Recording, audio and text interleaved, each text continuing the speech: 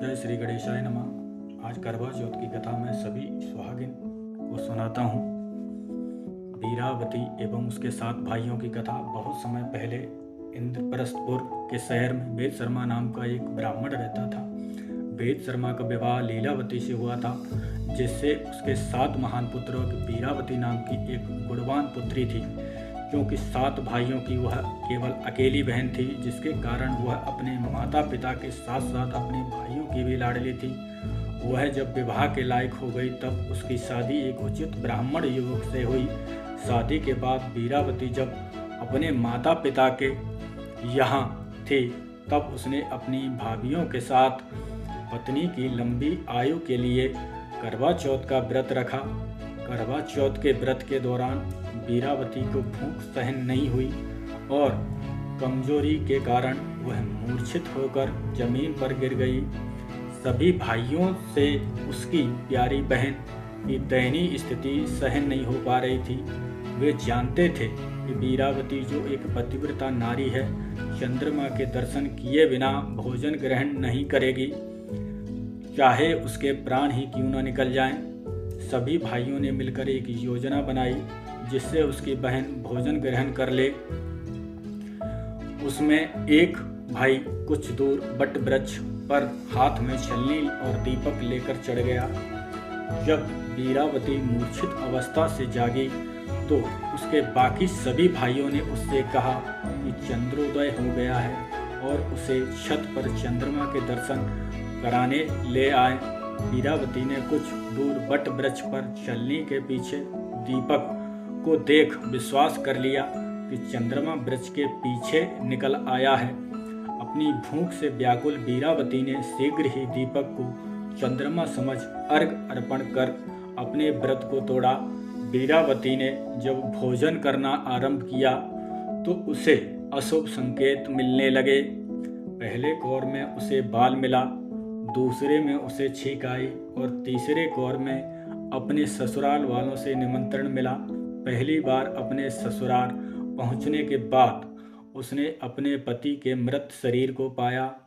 अपने पति के मृत शरीर को देखकर वीरावती रोने लगी और करवा चौथ के व्रत के दौरान अपनी किसी भूल के लिए खुद को दोषी ठहराने लगी। वह विलाप करने लगी। उसका विलाप सुनकर देवी इंद्राणी, जो कि इंद्र देवता की पत्नी हैं, वीरावती को सांत्वना देने के लिए पहुंची। वीरावती ने देवी इंद्राणी से पूछा कि करवा चौथ के दिन ही उसके पति की मृत्यु क्यों हुई और अपने पति को जीवित करने की वह देवी इंद्राणी से विनती करने लगी।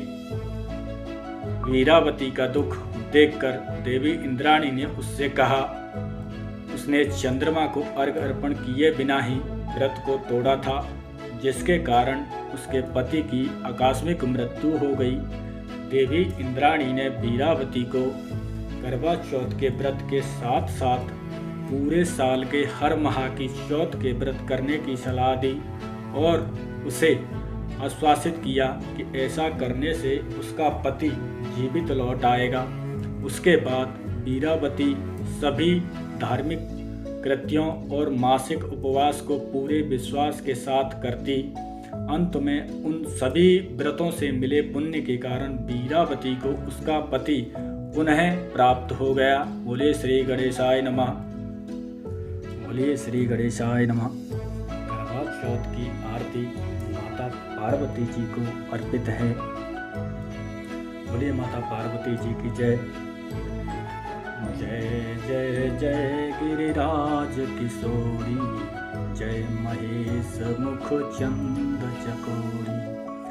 करवा चौथ का व्रत है प्यारा, सागिनी स्त्री करे से न्यारा। सिंदूर बिंदिया कंगन सोहे, मांग में भरती प्रेम के मोती। पिया की लंबी उम्र की आशा, माता पार्वती तो यह रोशनी।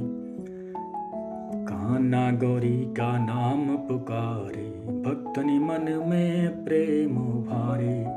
हर बरसाए यह पर्व सुहाना, सदा सजे यह रिश्ता सुहाना। जय जय श्री राम, जय श्री गणेशाय नमः।